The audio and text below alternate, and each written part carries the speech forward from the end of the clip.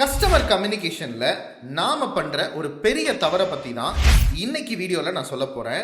வளர்ச்சி வணக்கம் நண்பா, நான் உங்கள் growth ரஞ்சித். கஸ்டமர் கம்யூனிகேஷன்ல நிறைய நிறுவனங்கள் தவறான கம்யூனிகேஷன் சேனலை சூஸ் பண்ணி தவறான ஆடியன்ஸை ரீச் பண்றாங்க. இதனால நிறைய தேவையில்லாத செலவுகளுக்கும் ஆளாகிறாங்க.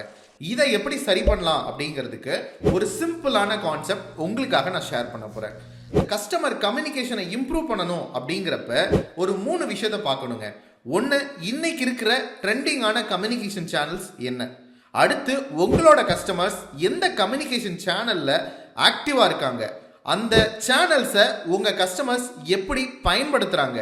இந்த 3 விஷயம் தெரிஞ்சா போதும், உங்களோட கஸ்டமர் கம்யூனிகேஷனை சூப்பரா இம்ப்ரூவ் பண்ணலாம். இன்னைக்கே போயிட்டு உங்களோட கம்யூனிகேஷன் ஸ்ட்ராட்டஜியை ரிவ்யூ பண்ணுங்க.